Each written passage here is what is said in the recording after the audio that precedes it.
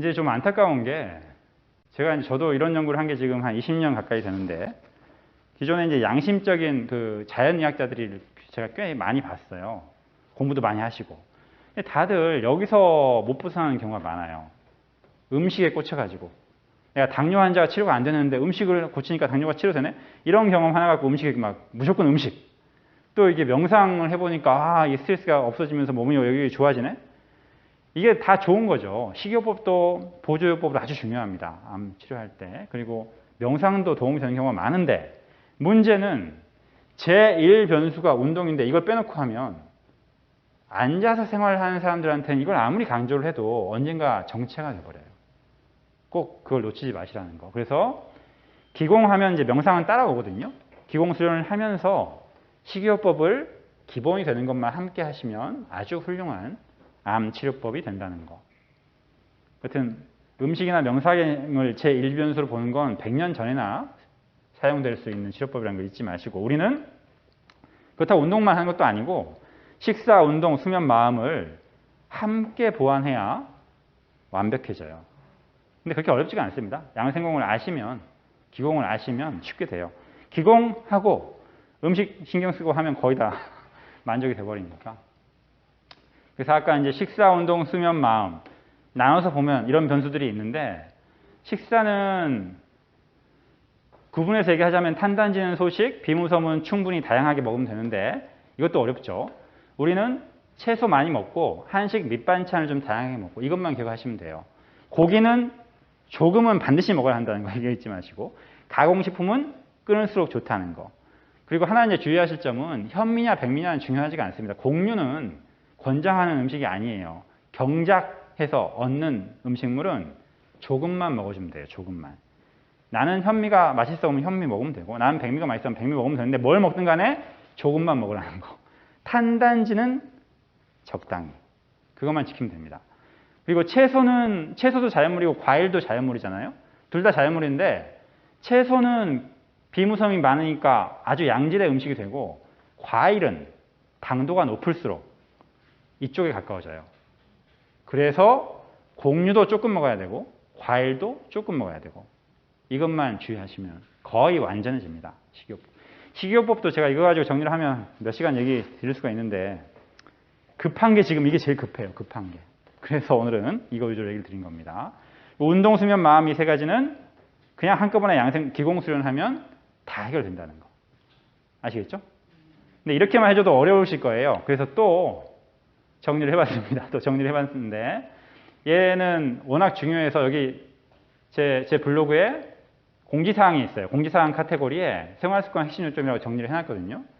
전 국민이 아니고 전 세계인이 알아야 된다고 저는 생각을 하는데 보면 이제 식사하는 방법, 수면하는 방법, 운동, 마음 중에 중요한 포인트만 요약을 해놨어요. 그 중에 식사 보면 가공식품은 피하고 탄수화물의 양을 줄인다. 이제 뭐 빵, 과자, 메뉴, 밀가루 음식이 일당백입니다. 너무 맛있기 때문에. 그래서 진짜 자신 없다 싶으면 아예 눈에 안 보이게 하시고 드시려면 조금만 기호품으로 드셔야 돼요. 햄, 치즈 이런 각종 하여튼 가공식품 다 안 먹으면 좋은데 드시려면 아주 조금만. 내가 뭐가 출출해 하면 채소류가 제일 안전하다는 거. 그리고 한식 밑반찬류는 권장하는데 곡류와 과일은 양을 줄이시는 게 중요하다는 거. 물은 상온의 생수. 물 절대 많이 마시지 마시고 목이 마를 때 생수 마시면 충분해요. 이것도 뭐 2리터가 어쩌고저쩌고 이렇게 무책임한 정보가 너무 많은데 제 블로그에 있습니다. 물은 워낙 중요해서 제 블로그에 왜 그게 말이 안 되는지 써놨으니까 그것도 설명하려면 한참 길어요. 쉬운 게 하나가 없어요. 여러분들은 그냥 조각정보 볼 때는 막 그게 그건 같은데 과학적으로 따지려면 한 문장 검증하는데 몇 시간 걸립니다. 하여튼 되도록 다양한 자연물 식재료, 다양한 채소를 하루에 300에서 750g 정도 권하는데 이게 이제 양생공이나 기공 같은 걸 모르면 막 이걸 1kg를 먹어라, 1.5kg를 먹어라 막 이렇게 막 말도 안 되는 기준이 나오게 되는데 그렇게 심하게까지 가실 필요는 없고 아무리 못해도 하루 한 300g 이상은 얻을 게 아주 많거든요. 그 정도로 생각하시면 될 것 같고 그리고 다양하게도 중요합니다. 채소는 하루에 한 10종 이상, 한식 밑반찬은 하루에 한 5종 이상을 권하는데 이건 이제 권하는 거니까 실제 생활에서 적당하게 응용을 하시면 될 것 같아요. 메뉴를 고를 때도 거기에 들어가는 그 기본 식재료가 몇 가지나 되느냐 이게 제일 중요해요. 이게. 이것도 설명을 해드리고 싶은데 나중에 기회가 되면 해드리겠습니다. 어육류는 단백질은 식물성 단백질은 그것은 굳이 많이 드실 필요가 없어요. 옛날에 이제 우리가 고기를 못 먹고 못 살 때는 어쩔 수 없이 뭐 콩, 된장 그런 걸로 뭐 이렇게 막 보충하고 그런 의미가 있는데 지금은 사회가 바뀌어가지고 그냥 동물성 단백질을 양질의 동물성 단백질을 조금씩 먹으면 충분해요. 그걸 식물로 대체하면 아주 좀 다른 문제가 생깁니다. 성격이 좀 달라서 동물성이랑 식물성이랑. 단백질은 원래 옛날로 거슬러 올라가면 초식 동물을 조금씩 잡아먹던 이것 떠올리면 되거든요. GS로 들어가시면. 그리고 이제 아미노산 같은 경우는 필수 아미노산이 중요해지는데 필수 아미노산을 대체하는 게 동물성 단백질이 훨씬 많아요. 식물성 단백질은 그냥 아미노산은 되지만 필수 아미노산 비율은 더 줄기 때문에 여튼 굳이 뭐 콩이나 두부나 이런 거 권하지는 않습니다. 요즘은. 그냥 참고를 하시고. 나쁘다는 게 아니고 어육류는 동물성 단백질을 조금 뭐씩 다양하게 먹어주는 게 제일 쉽게 해결된다는 뜻이에요.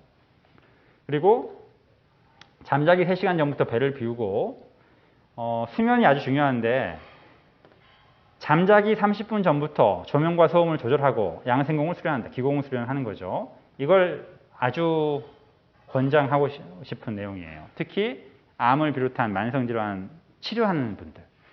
내가 낮에 생활을 잘했어도 직접적인 치유 활동은 잘 때 일어나거든요.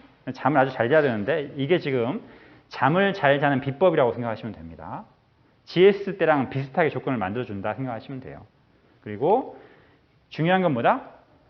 가능한 자주 양생공, 기공을 수련한다.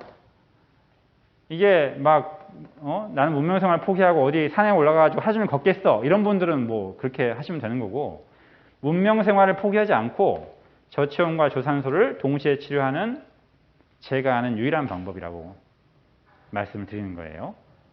그리고 이거 외에도 가능한 앉아있는 시간을 줄이고 낮에 있는데 특히 제일 안 좋은 게 앉아서 눈을 쓰는 겁니다. 스마트폰, TV 뭐 이런 것들. 이건 이제 앉아있으니까 에너지는 안 만들어지는데 눈을 쓰니까 계속 대뇌 사용량이 늘어나면서 에너지는 소모돼 버리는. 하여튼 주의하시는 게 좋아요.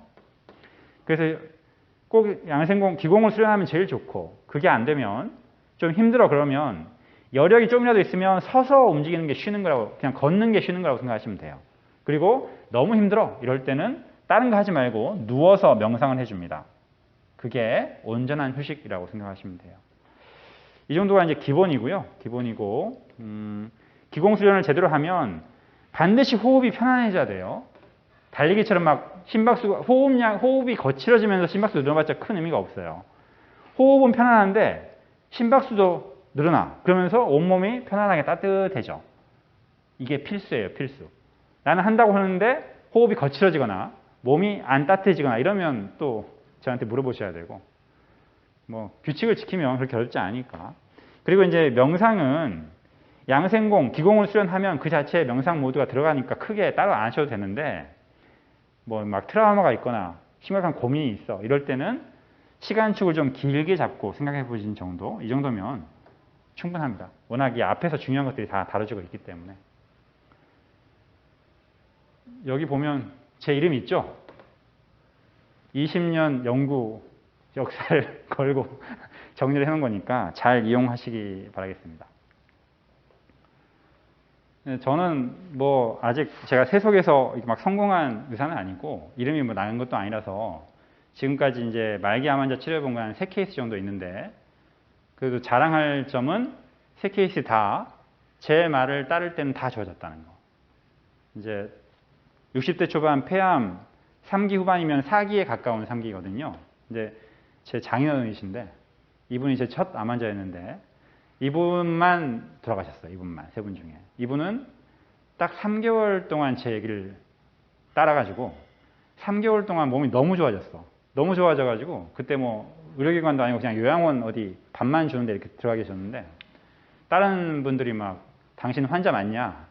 뭐 나이롱 환자 아니냐? 이런 얘기 듣고 이분이 방심을 하셔가지고 4개월 차부터 이제 좀 옛날 비슷하게 돌아가신 거예요. 막 건축하시던 분이라 이렇게 막 사업하시던 분이라서 사람도 만나고 좀 술도 좀 하시고 막 뭐 그러셨나 봐요. 그러니까 저는 그 얘기는 처남한테 나중에 들은 거라서 나중에 알았는데 하여튼 그렇게 돌아가신 후로 다시 안 좋아져가지고 결국 이제 병원 다시 가서 의사 말 듣다가 의사가 저를 만났을 때 의사한테 듣기를 1년 남았다 이렇게 얘기를 들었다고 했거든요.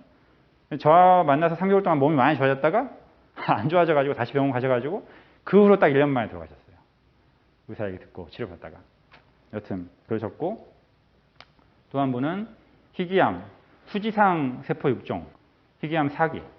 이분은 참 제가 동네 한의원 할 때 우연히 저를 믿고 따라오신 분인데 이분은 뭐 지금도 계속 잘 살고 계십니다. 병원은 아예 다 끊고. 가끔 이번에 추석 때도 안부 전화 해주셨는데 하여튼 그래요. 그리고 이분은 이제 동료 한의사인데 4기에 가까운 3기 유방암. 이분도 지금 2년 정도 잘 살고 계시는데 이분은 워낙 일을 또 너무 무리해가지고 걱정이 아직 되고는 있는데 하여튼 제가 환자는 많지는 않지만 따라서 하시면 다 좋아졌어요. 아직까지는. 그래서 더 좀 권해드리고 싶죠.